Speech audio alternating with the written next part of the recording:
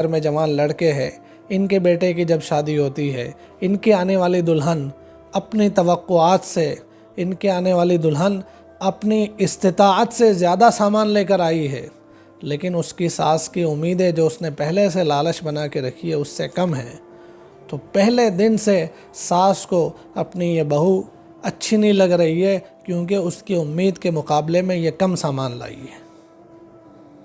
यहाँ से domestic violence शुरू होता है, यहाँ से वो तशद्दुद शुरू होता है जिसको बतलाया गया कि साल में 5,000 से ज़्यादा महिलाएं सिर्फ इस जहेज़ की वजह से इस देश में मौत के घाट उतार दी जाती है।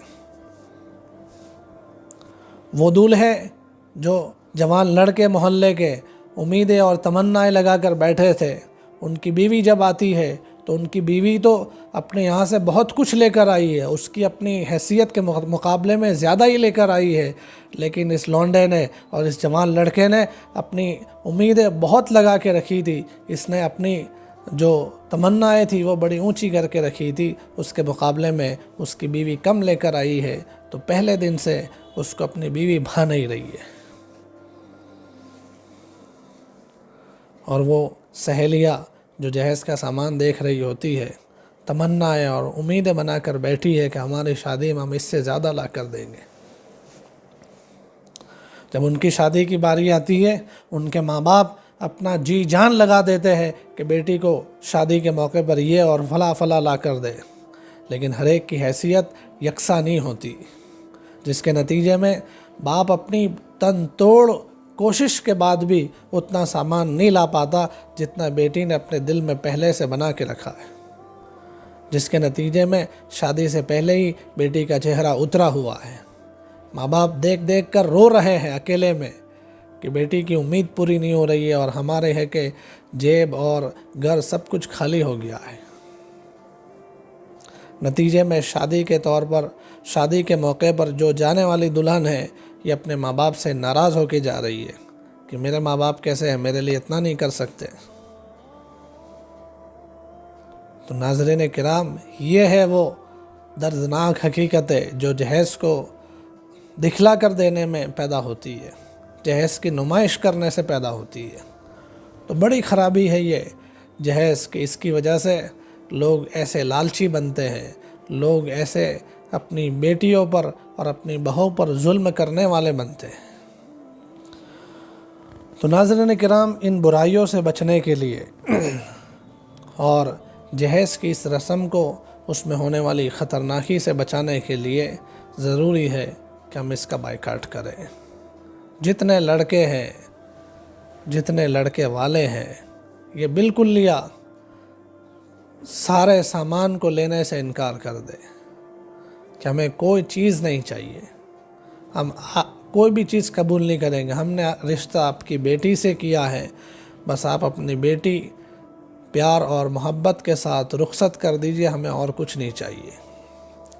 नाज़रीन किराम, ये दिल गुर्दे की बात है, वरना बहुत सारी जगह पर जो ये रिवाज बना दिया गया है कि लड़के वाले सामने से डिमांड करते हैं, इतने पैसे कैश चाहिए, ये गाड़ी चाहिए, इतना सामान चाहिए, तो ऐसे लोगों को तो बिल्कुल भी बेटी नहीं देनी चाहिए। जिन लोगों के नज़दीक बेटी से ज़्यादा अहमियत माल और सामान की है, रुपये पैसों और जायदाद की है, तो ऐसों को बेटी दे के क्या भला होने वाला है। मत दीजिए बेटी ऐसों को, मिल जाएंगे अल्लाह के लाल ऐसे कि जो बग़ैर लालच के, बग़ैर जहेज़ के शादी करने तैयार हो जाएंगे। आपकी बेटी किसी शौहर की दूसरी बीवी बनाकर दे देना ये आसान है। ऐसा मर्द कि जिसकी पहले से बीवी है, दूसरी बीवी के तौर पर, तीसरी बीवी के तौर पर दे देना ये आसान है, लेकिन जो लालची लोग हैं, जो डिमांड करके जहेज़ का सामान मांगते हैं, ऐसों को अपनी बेटी मत देना। इसमें नुकसान ही नुकसान है। आज उसकी डिमांड आपने पूरी कर ली, कल उसकी डिमांड बढ़ेगी, आप फिर परेशान होंगे। यहाँ तक कि आपकी बेटी ससुराल में परेशान होगी, और बहुत ज़्यादा परेशानी होगी तो बेटी घर आके बैठ जाएगी। सब कुछ खर्च करने के बाद ये नौबत सामने आएगी, क्योंकि आपने लालची लोगों पर भरोसा किया है। और जो लड़की वाले हैं उनसे मैं कहूँगा कि अगर आप अपनी बेटी को मोहब्बत के तौर पर शादी में मोहब्बत से और इखलास से हदिया देना चाहते हैं तो उसके लिए चंद चीज़ों का आप एहतमाम करें। पहली चीज़ तो यह है कि शादी के मौके पर कुछ भी ना दें। जो ज़रूरत का सामान तुम्हें देना है, बेटी की ज़रूरत का सामान, उसके कपड़े हैं और उसकी बिल्कुल ज़रूरत का घर का जो सामान है, शादी के मौके पर बिल्कुल ना दें। देना है शादी के कुछ दिन पहले बेटी के घर पहुंचा दे या शादी के कुछ महीनों के बाद दे, शादी के मौके पर ना दे। शादी के मौके पर देने में ये ख़राबियाँ पैदा होती है, क्योंकि शादी में वैसे बहुत सारे मेहमान आए हुए होते हैं और उनके सामने गाड़ी भर भर के जा रही होती है, वो सारी ख़राबियाँ पैदा होती है।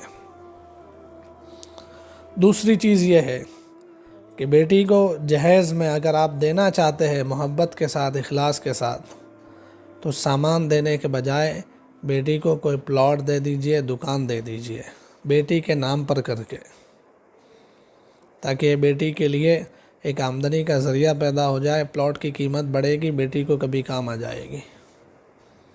सामान जो दिया जाता है जहेज़ के तौर पर, आपको पता ही है कि ससुराल में उसका क्या हाल होता है। ससुराल में या तो सामान सालों तक पड़ा रहता है, इसलिए कि जिस घर में बेटी जा रही है उसमें आम तौर से पहले से चीज़ें मौजूद होती है, तो बेटी का सामान सालों तक पड़ा रहता है। जिस वक्त आपने दिया था बेटी के शादी के मौके पर, उस वक़्त वो बर्तन मार्केट में चलते थे, वो आपने दिए थे, अच्छे से अच्छी चीज़ें आपने दी थी। लेकिन अब बेटी सामान खोल रही है शादी के 10 साल के बाद, उस वक़्त वो सारा सामान पुराना हो गया होता है और इस वक्त मार्केट में नई नई चीज़ें चलती है, तो बेटी के लिए ये चीज़ें इस्तेमाल करना आर महसूस होती है उसे। तो इसलिए सामान देने में वैसे भी बहुत सारी ख़राबियाँ हैं, तो इसलिए सामान देने के बजाय बेटी के नाम का कोई प्लॉट दे दीजिए, दुकान दे दीजिए, ताकि बेटी को किराए की आमदनी भी हो जाए।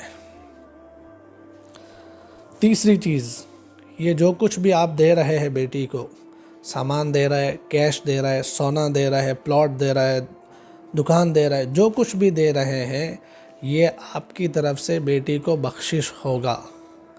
ये उसकी वारसाई में से कम नहीं होगा, उसकी वारसाई कट नहीं होगी। चाहे आपने उस वक्त उसकी चौखवट कर ली हो, चाहे उस वक्त आपने उसकी बात सामने खोल कर रख दी हो कि बेटी ये तुझे 5 लाख रुपए का सामान देते हैं, तेरी मीरास में से, तेरे वारसाई के हिस्से में से हम काट लेंगे, ऐसी साफ साफ बात हुई हो, फिर भी वारसाई में से कट नहीं होगा, ये बख्शिश ही शुमार होगा। और बख्शिश में जैसा कि शरीयत का कानून है कि सारी औलाद के दरमियान बराबरी होनी चाहिए, इसलिए आप बेटी को जो कुछ दे रहे हैं तो आपको देते वक्त इस बात का ख्याल करना होगा कि सब औलाद को उतना उतना देना है जितना बेटी को दे रहे हैं। इसलिए ऐसा ना हो कि पहली बेटी के वक्त तो बड़े जोश में थे और 10 लाख का सामान और चीज़ें उसको लाकर दे दी, और जब बेटे की शादी की बात आई या बेटे को देने का मौका आया तो बेटे को कम दिया, दूसरी बेटी को कम दिया।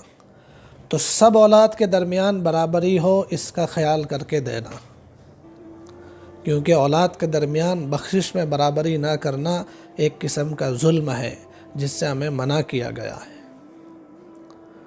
और ये जो कुछ दिया जाएगा उसके बाद भी बेटी का वारसाई हक बाकी रहेगा। असल में लोग वारसाई नहीं देते और जहेज़ के तौर पर कुछ चीज़ें दे देते हैं, जिसकी बड़ी ख़राबियाँ हैं। तो नाज़रीन किराम, ये है जहेज़ का मसला जो आम तौर से शादियों में पेश आता है कि शादी में ये जहेज़ दिया जाता है, इसकी वजह से ये रिवाज बन जाता है।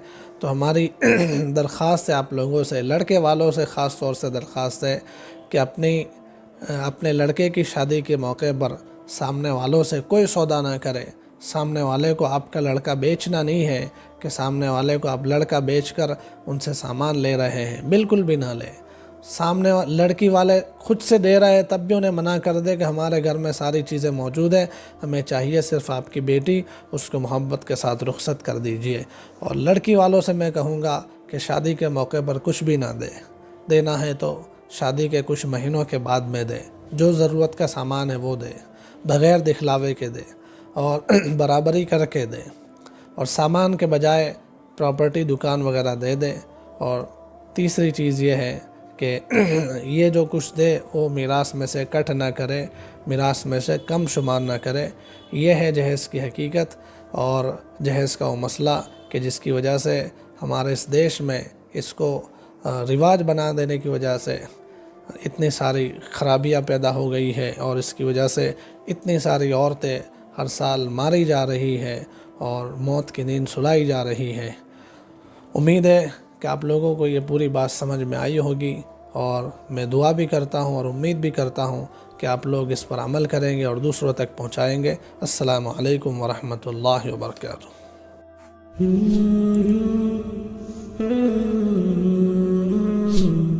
Hmm.